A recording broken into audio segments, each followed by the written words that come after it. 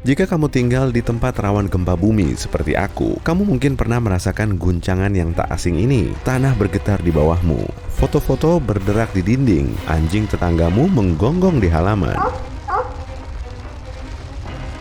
Gempa bumi terjadi karena lempeng tektonik bergerak dan saling bergesekan. Coba gosokkan tanganmu dengan sangat cepat sekarang. Telapak tanganmu memanas? Itu energi. Saat energi lempeng ini dilepaskan, kamu dan anjing tetanggamu merasakannya di tanah. Ya, kita sebenarnya sedang berselancar di atas tanah super luas yang mengapung di batu cair panas. Kamu sedang berselancar selagi menonton video ini. Terkadang, lempeng itu meluncur ke bawah lempeng lain, seperti saat kamu memasukkan tangan ke antara bantal sofa untuk mengambil remote yang terselip ke sana. Jika kamu memakai baju lengan panjang, lengan baju itu akan tergulung di lenganmu seperti ular yang menanggalkan kulitnya. Saat lempeng tektonik melakukan ini, gunung-gunung pun terbentuk. Tapi mari perkecil dari kamarmu lebih jauh. Terus, nah, itu dia, bumi, planet ketiga dari matahari, ditutupi pergunungan, ngarai, dan benua-benua yang kita tahu dengan samudra yang membentang di antara dan di sekelilingnya. Tapi dahulu, planet kita hanya punya satu superbenua, yaitu Pangea. Di sana, semua daratan menyatu dan menikmati kehidupan indah yang dikelilingi oleh satu super samudra. Afrika dan Australia bertetangga, Amerika dan Asia keluar untuk saling menyapa. Tapi sekitar 300 juta tahun kemudian, disinilah kita dan disanalah kamu. Berada di atas batu cair saat tanah di bawahmu membentuk pergunungan, perbukitan, gunung berapi, dan gempa bumi. Kedengarannya seram ya, tapi kamu tidak merasa seperti bergerak kan? Kamu juga tidak merasa tubuhmu melaju cepat saat naik mobil. Itulah fisika, dan kurasa itu aneh.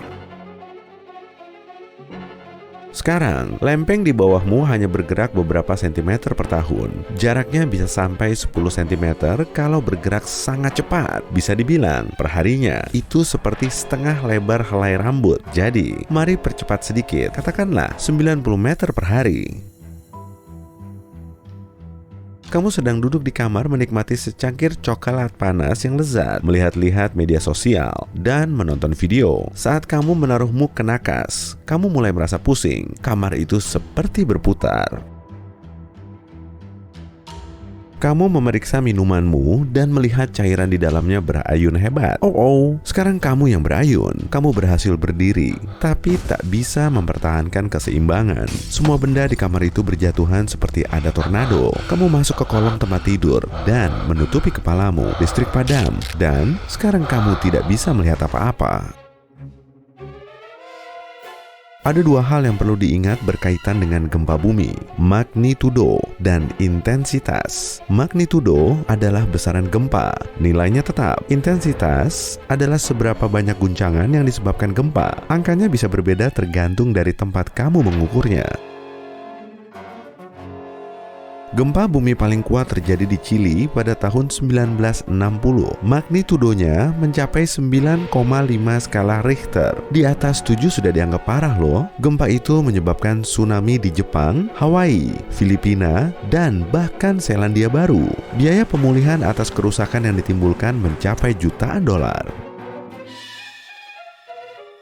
Dalam kegelapan, kamu masih bisa merasakan tanah di bawahmu berguncang. Dan karena kerak bumi bergeser 90 meter hari ini, tanah terbelah. Tanah tempat biasanya kamu goes sepeda sekarang dipenuhi batuan dan mineral dari dalam bumi. Bangunan di sekitarnya mulai runtuh, tapi untungnya kamu berhasil menyelinap dan pergi ke ruang terbuka. Ponselmu juga tak ada sinyal. Menara seluler tumbang karena gempa, tapi tanah masih berguncang. Dan karena lempeng bergerak sangat cepat, bagian dalam bumi mulai terlihat.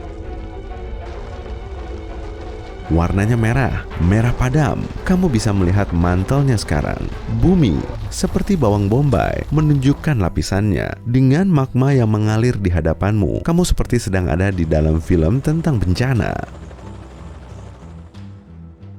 Tiba-tiba, kamu mencium udara laut yang asin, dan sekarang kamu berdiri di pantai. Tapi tunggu dulu, kamu kan tidak tinggal di dekat pantai. Jika kekuatan gempa bumi diukur dengan magnitudo dan intensitasnya, gempa ini luar biasa. Gempa itu mungkin berasal dari laut dan membentang sampai ke daratan tempat kamu berdiri. Itu menyebabkan gelombang pasang yang sangat besar, sampai pesisir terdorong ke kotamu yang dikelilingi daratan. Gelombang air laut berkumpul di dekat ujung kota, perkebunan, dan sungai hilang dengan sekali sapuan gelombang pasang. Daratan yang bagus untuk pertanian pun lenyap. Dan karena tanah di bawahmu terus retak, air laut mulai memasuki celah. Air itu pun bertemu dengan magma yang naik. Uap muncul dari tanah, dan bumi tampak seperti teko teh raksasa. Karena tak ada listrik dan sinyal, kamu tidak bisa berkomunikasi dengan siapapun. Itulah masalah gempa bumi. Dia bisa muncul tanpa peringatan. Hurikan, tornado, dan taifun bisa diprediksi jalur dan intensitasnya. Kita bisa bersiap-siap. Bahkan letusan gunung berapi saja memberi orang-orang cukup waktu untuk mengungsi dan pergi ke tempat aman. Tapi gempa bumi berbeda.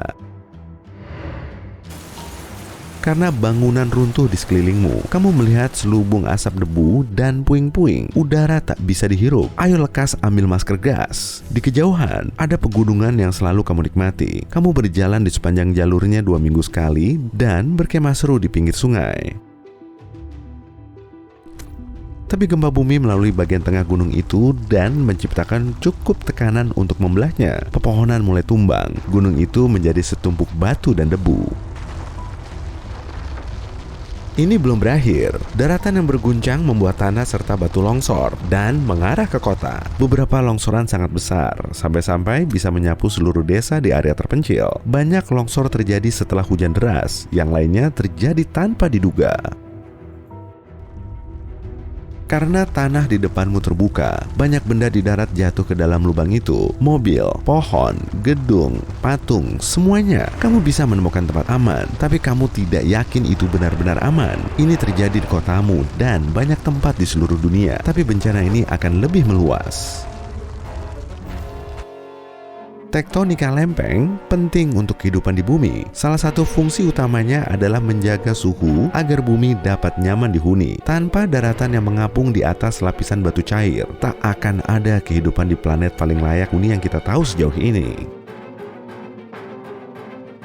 Beberapa miliar tahun lalu, bumi hanya berupa bola es kecil. Ini karena matahari yang saat itu jauh lebih muda, lebih dingin daripada sekarang. Kamu mungkin mengira laut akan beku dan cukup kuat untuk dipakai berseluncur dari Atlantik ke Pasifik, tapi tidak.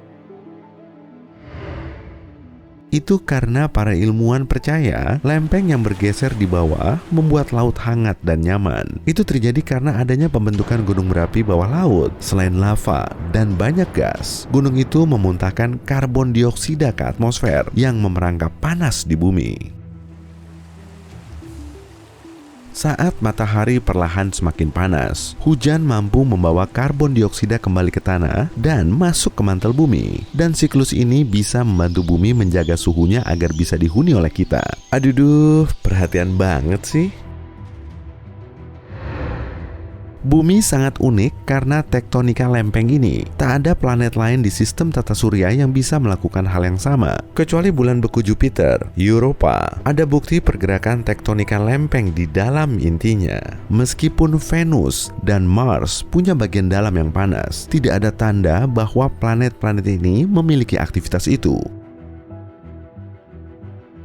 Saat daratan terus membelah, semua yang bisa terlihat kini jatuh ke bawah tanah. Jika lempeng-lempeng ini bergerak 90 meter per hari selama setahun, lanskap seluruh planet akan berubah total, menjadi buruk. Kehidupan seperti yang kita tahu akan hilang, kecuali mungkin kehidupan bakteri mikroskopis dan beberapa serangga yang bisa bertahan dalam kondisi keras. Tudung kutub tak akan memiliki es lagi, dan gunung berapi akan terus meletus. Pada akhirnya, bumi akan terlihat seperti bola api kehancuran yang panas, dan mungkin terbakar seluruhnya. Untungnya, ini hanya eksperimen pemikiran hipotetis. Jadi, duduklah, santai, dan jangan cemaskan soal tanah yang bergerak di bawah kakimu. Lempeng-lempeng itu bergerak lambat di tempat yang aman. Wow!